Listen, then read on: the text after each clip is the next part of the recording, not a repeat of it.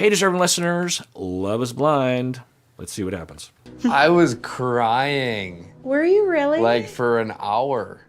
Like this past hour? After our date, I was terrified that me and you could actually work out. That's when I started getting really emotional. Yeah, it's interesting. That's how he was framing it when he was crying in the lounge, is that he was crying, and in his description, he was worried about it actually working out. He's worried about getting emotional, about being vulnerable, about being invested, about, that's the yin and the yang, is if I get attached, I can lose. I can become detached. I can become alone. I can be rejected. If I am going to have goodness in my life, then I risk having badness. But he also, in the midst of talking about that, was saying there's other people, my sister, and there's issues, there's this complication there. So he was crying about, maybe he'll mention that as well. But anyway, he's framing. And then when he was with Molly, he was crying as well, a little bit anyway. And presumably he was crying because he felt bad. That was what he was communicating. He felt bad, I think, in a way, not in a disparaging way, I would say this, but in an immature, childish way. Not that he's childish or immature, but the vibe he gives off, and that's always a thing that I look for, or to assess anyway in clients, is if I were to envision an age of this emotion or this vibe, what would it be?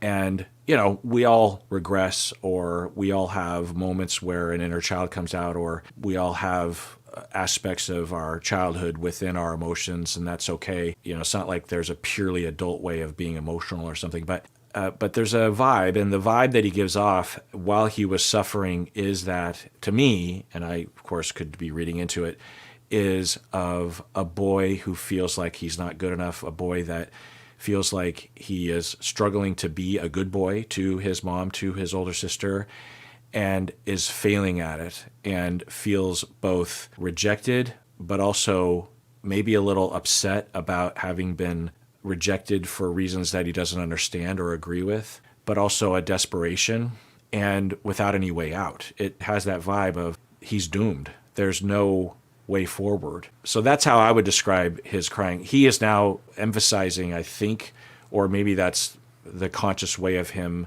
framing it, of I was crying because I was worried about becoming vulnerable or committed or, emotional with you, and by extension that I could lose it, I think. Yeah. I'm scared of being happy for some reason. Yeah. I think the biggest thing that freaked me out is that my mind could just change so much throughout a certain, one. Okay, that's interesting. I think what he's saying is I am worried about getting connected or about committing and expressing the desire to commit, because what if I change my mind? What if I'm the one that wakes up one day and doesn't want to be with you? And that's interesting. And I think that fits with a lot of the other things he's been saying, and a bit about what he was saying about his mom. So one of the things that is common among a lot of what is commonly referred to as avoidantly attached individuals, and maybe narcissistically leaning people, that they, contrary to what the internet will say, they have a complex around guilt and shame around not being considerate of other people's feelings, because when they were very young, they had to turn away from attachments because of neglect, general neglect, maybe not horrible neglect, but enough lack of attunement that the child at ages, 12 months, 14 months, 16 months, just had enough of moments of signaling and cueing, trying to elicit a response and attunement, and it just wasn't there for whatever reason. Either the parents were working too much and literally just weren't there, or they were distracted on their phone, or they were depressed, or they were going through a divorce, or there were too many kids, or the parents were suffering from a medical issue, or substance use, whatever. There's a lot of different common reasons for this. And so the parents were raised in a very neglectful way emotionally when they were growing up, so they just don't really know to do it. And so they become very independent and might even need to be narcissistic to offset the lack of worth that they are shown as to how much worth they have. But at the very least, if we just go with avoidant attachment, which he has some signs of, if he was anything, it would be in that direction, right? Who knows? Just purely speculation. But for those individuals, as they move through life and express need for attachment, as they have that, because of course they do, they will either be standoffish and will hurt people's feelings because of their standoffishness, or they will break up with people frequently and move on too quickly, and it'll hurt. And they will even do that to their caregivers. So it'll come back around. The caregivers were the ones that were doing it to the kid learns from that and becomes that. And then when the parents want that, or at least consideration of their feelings from their kids, as parents will want, the kid will, not care or will hurt the parents' feelings. And the parents or the older sister or other people later in life, but early enough in life that it becomes absorbed significantly, is this notion of you are inconsiderate, you are rejecting, you are cold, you do not have a heart, you don't care about other people's feelings. Meanwhile, the kid is like, huh? What's happening? And it's confusing, right? And so they develop a complex of, okay, that's why I'm worthless, because I'm the rejecter. They're not they weren't the original rejecter. And so one way to cope with that is to further distance, right? Is to avoid closeness, and or to tell people right from the beginning that you cannot be depended on. And you'll see dating behavior like this of, hey, I really like you, but just to let you know, don't fall in love with me because I'm a bastard, or I'm not a good person to fall in love with. That can provoke people to fall more in love because of the chase, or because of it's recreating something in the past, or because it's a safe person to fall in love with because it doesn't risk much, right? Because the person will never turn around and allow them to be caught, So there's a lot of different things that can happen, but they're and for these people, particularly if they're a man, is they will be labeled a player or narcissistic or manipulative or a user, that kind of thing. And there could be elements of that, but it's not often the conceptualization that I will have. He's talking about that right now, that he is being forced to push past that, to not run. He can't. He's in the pods and is trying to see this through.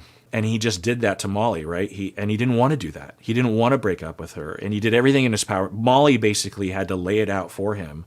She put the words in his mouth, literally. I mean, not literally, but you know what I mean. So he is expressing that he was crying. So as he gets closer to anyone, but closer to Lauren, then he, in his mind, his terror is, what if I break up with her? What if I commit and then I change my mind and break up with her? I've done that before for reasons I don't understand. And then I feel worthless because it harkens back to when I was a kid, lacking integrity, maybe, I don't know. And I was the one who was inconsiderate, but he doesn't know that he wasn't the one that created that within him, that defense within him, I would not be surprised if it was something like that, because it would fit a lot of what he's saying. Yeah. I think the biggest thing that freaked me out is that my mind could just change so much throughout one day. Yeah.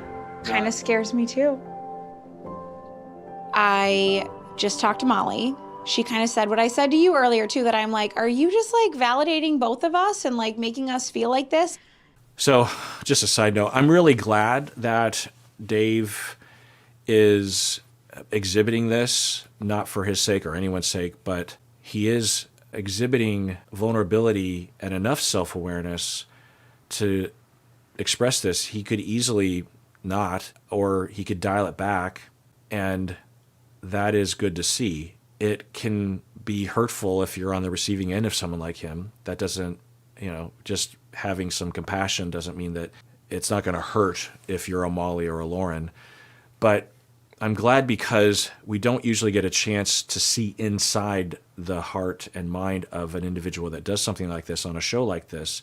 Usually we're just seeing the outward expression, and it's hard to have compassion for it. But I would hope that at least by my hypothesized, my speculated reason, or at least one of the factors, could provoke more understanding for people that do stuff like this, and maybe even for yourself. Had said Molly was waiting for someone to walk in having been broken up with. So my question is, were there promises you made about ending things with me earlier today? Okay, it's good that Lauren would ask this. It's relevant because Lauren would want to know what sort of dude she is about to become engaged with. Is he a liar or not? And so she asks, did you make promises? And he's saying no. And technically that's true. It's also quite possible that he can't recall exactly what he said. It's hours and hours of conversation that are happening, and it's all happening so fast. So he might not remember some of the things that we saw in the edit, which weren't promises, but were pretty clear indications that he was definitely going to be breaking up with Lauren. No. Okay. I never, ever made a promise. She was like, I can tell you promises that were made. That's weird to say it like that because we didn't promise anything. Yeah. Maybe Molly has some responsibility in this too, that, I would say that of this misunderstanding, or I don't know what word we want to put to it, that Dave was responsible for 80 to 90% of it, but a little bit of it, you could argue, was because Molly is so optimistic and so easygoing, I guess, that he definitely said things in that direction, but then she wasn't cautious about, and that's asking a lot. Yeah, I know. Looking back, I mean, the things that he was saying, and if you're falling in love, then you're going to go with it because it's happy to listen to what he was saying anyway. But it makes me wonder if he had those kinds of things said to Lauren, if Lauren would have gone back to the lounge and said, well, that sounds really great. But in fact, she did, right? But he didn't have, at least in the edit, those over-the-top things said to Lauren in the same way he did to Molly, in my memory. I'm trying to replay this in my head, but I remember being like, this went really well. And later, if I end up ending it, that's what happens. Yeah. But I in no way promised her that I was going to do that. Okay, that is a good sign. He remembers, and he's not lying. He's remembering, which is good. That indicates some level of differentiation, to not have everything go through what you wish to remember, right, or what you wish to encode in memory. So he does recall. He's searching for, okay, why would she think that I promised? He's like, well, I did indicate that. What? How do you word it? But I remember being like, this went really well. And later, he's like, he's digging around, and he even said earlier, it's like, I might be misremembering this, or I'm really trying to remember everything that was said. So it's another indicator of honesty and authenticity, and just good, authentic, non-lying behavior, because that would be normal for someone in his position to, one, have a hard time remembering, but also recognize that he might be misremembering. He's kind of saying this, like, I might have said something in that direction, but I don't remember just going that far. And he says, things went really well. He's telling Lauren about what he remembers saying to Molly, and this is essentially what he was saying. I think it went really well here, and later, if I end up ending it, that's what happens. It was more than that from my memory.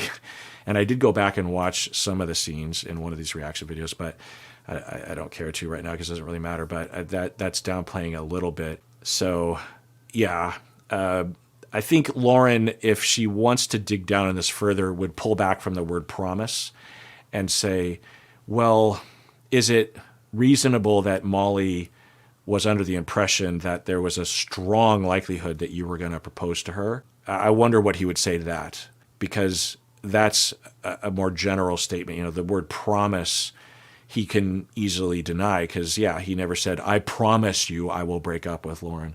If I end up ending it, like that's what happens. Yeah. But I in no way promised her that I was gonna do that. And when I was like ending it with Molly, she didn't seem to like really care. Not Yeah, and that's been something that he's been, I think, talking about a little bit anyway, and it's been something that I've been wondering if he's interpreting it that way. And I've also wondered how involved she was emotionally. We saw her cry after being broken up with. That doesn't necessarily, whether she cried or not, it's unclear how much of her heart was involved, right? I'm just going to assume that the normal amount of heart was involved. But, remember that she also said she's never had a boyfriend before, so how would she know that she has the amount of heart necessary to get married to someone? Having experience doesn't mean that you always make good choices, and not having experience doesn't mean that you don't make good choices. But anyway, so he is saying, well, how do you put it? ending it with. All right, so the first thing he says, when I was ending it with Molly, that's one way to put it, Dave. Another way to put it was, as you were expressing difficulty that Molly interpreted correctly as you wanting to break up with her, or as you headed into a date with Molly and I guess intending on breaking up with Molly given your initial statements, but then started to pull out of that intention because Molly was being so cool. And so it looked like he was beginning to flip-flop again. And then Molly just got out ahead of that and said, are you breaking up with me? If you are, you can. And then he just basically consented, kind of. So that's the way I would put it. Molly, she didn't seem to like really care. Not that she didn't care, but I was like, I feel like you're like way too. Yeah, I think I've asked this question before, and I'll just ask it briefly. But of course, we want our potential partners to care one way or the other, right? We don't want someone that is just completely indifferent as to whether or not we were to ask them to marry us or not. Like we wouldn't be in a situation like this, but if, for example, you're at that phase of a relationship where you're contemplating becoming exclusive, you would want a partner that would really care about moving in that direction, right? I mean, depending on whether you're monogamous or not, you would just really want your partner to care about the investment or the progression of a relationship, right? In the same way that you care. You wouldn't want someone that was indifferent. On the other side, do you want someone who is pressuring you and love bombing you or doesn't care about how fast you want to go? Do you want someone on Lauren's side of things who is maybe disregarding of what your wants are and is only wanting to make you like them? Lauren isn't like that, but I think maybe some people might accuse her of that. So where's that line, right? You want someone to care, but and it's tempting to put it on a spectrum, but I don't think it's a spectrum. I think it's like some kind of multi-axle scenario where, because you can have someone that would really want to be controlling, but also be nonchalant and not care about your, anyway, you know what I'm saying? Yeah, it's interesting to think about. It's like you want someone to care, but not use that caring in a controlling way. But you would want someone to care a lot, maybe to push them beyond their own ethical guidelines of like, hey, no, we're good. But I guess it depends on how you feel, right? Like for me, I love my wife, and if I were to, I don't know, give an indication that I wanted to move on or something, I would want her to get really upset and to fight, If I really wanted to leave and was really done, I wouldn't want someone to fight. You know what I mean? So I guess it just depends on where you are at, right? She didn't care. But I was like, I feel like you're like way too cool with this. Just now? Yeah. Or I was like, yeah, I really do. I have such strong feelings for Lauren. I need to see that through. Yeah. And she goes. And it's an interesting phrase that he keeps using. I'm wondering how he's going to phrase it to Lauren eventually. Is he going to get down on one knee and say, I want to see this through? Because that certainly isn't inspiring of confidence, right? Yeah. I'm glad to have this conversation. It shows that he is willing to be honest. I think a lot of times people on the show, they just avoid having this conversation, or we aren't shown it. So yeah, I mean, he could just blaze past this and just focus, like with Leo, for example, the way that he approached people was not, it didn't feel authentic. It felt like he was playing a part. Not that it was on purpose, but it didn't feel grounded in the reality of the full him.